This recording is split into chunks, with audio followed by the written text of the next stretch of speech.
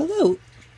So right now we're going to do a test of the little mini canvas easels and painting surfaces, and we're going to do this with actual acrylic paints and a little tiny brush. You can see these are about 3 by 3 in size, and it's a little wood frame with a canvas sheet over them. So what I'm going to do is I'm going to draw a design with an ink pen, and then I'm going to paint it in with some acrylic paints, and we will see how well this holds up. And my cat Zuzu has insisted that she's going to be a part of it, so we will just work around her because that's the way that she goes. All right, so first we're going to use the ink pen to draw a design. Alright, while my other acrylic pens worked quite well in this service, this ink pen seems to be having some problems with the drawing part. Let me just find something else to draw and make sure it's not the pen itself. Now the pen itself seems to work fine. So it looks like the pen on this oh, there it goes. I just had to scribble it a bunch. Alright, so that's good to know. Scribble a bunch to get the pen going. But even so, it's just not drawing as well as the acrylic pen markers did on this surface. But we will persevere so that this is a valid test. I suppose it's good that I did the acrylic pen set first, because I would have thought it was a canvas, but that other one just works so beautifully, the acrylic pens on this, that it's clearly something about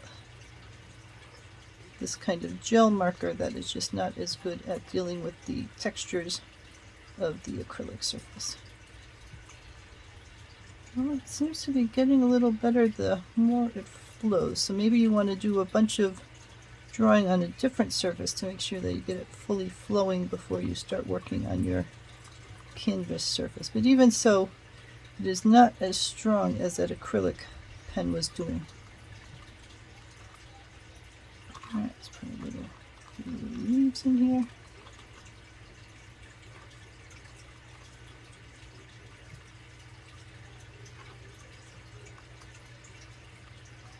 Alright,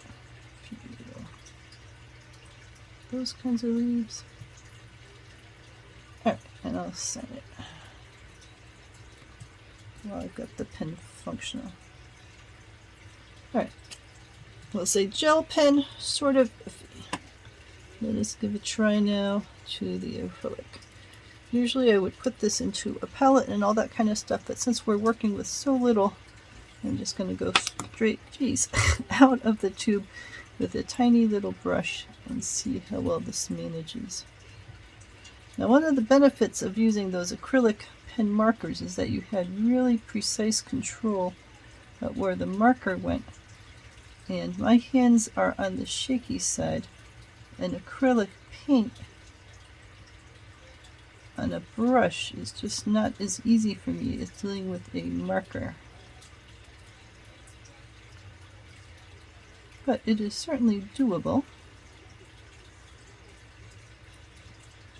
You are so helpful, little kitty. Yes, no. And keep your little face out of the wet paint. That would not be good for your innards. But yes, you can watch. You are a very good watcher. Attentively making sure that I am painting. Let's just put that down. Yes, there are challenges involved with having shaky hands. And working on tiny little easels is one of them. But you know what? Life is going to give you challenges, and then you just do the best you can with what you are able to do. So if you do not have shaky hands, this will undoubtedly be easier for you. For those of us who do have shaky hands, just do the best you can. And if you have a tiny brush, and just go a bit slowly, should be able to get this filled in. And of course I'm trying to do something that has shapes in it. You could do abstract designs, or you could do like a seascape that has sand on the bottom and ocean on the top, which might be a little easier than trying to fill in flower petals. But I wanted to do an example that showed you what you were working with. Alright, so I think we got the blues in there. And rinse out my brush.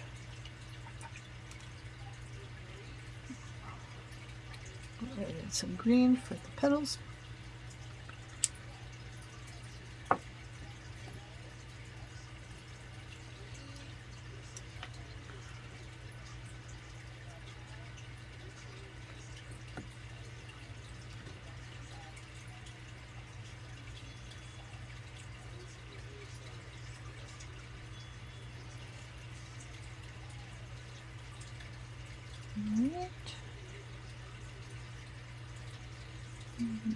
Green.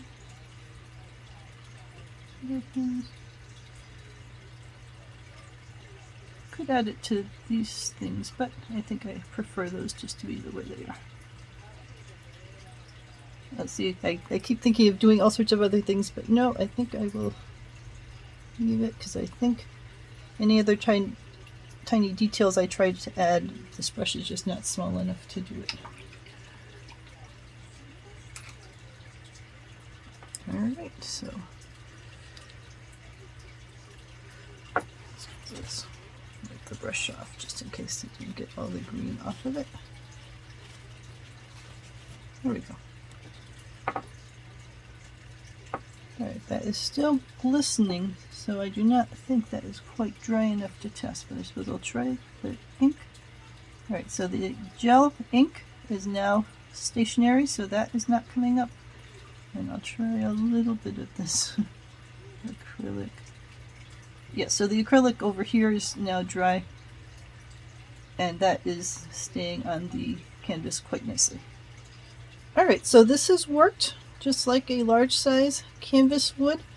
The ink and the acrylic paint are now stuck to it, so they will not come off, so they are fully ready for presentation. Some parts of it you can see are still wet, so I'm not going to drag my fingers through that, but the assumption is once the green part's dry that it'll just be as fast as the blue part. So this works very well for acrylic paint. Again, the caveat is that you have to use a tiny brush and that you have to have pretty fine motor control if you're going to do detailed things. But if you're doing a more abstract design with swaths of color, then you could do that without having the fine motor control. And this would be delightful for a project. And then you can display them on these little easels to be tabletop art. So let me know if you have any questions.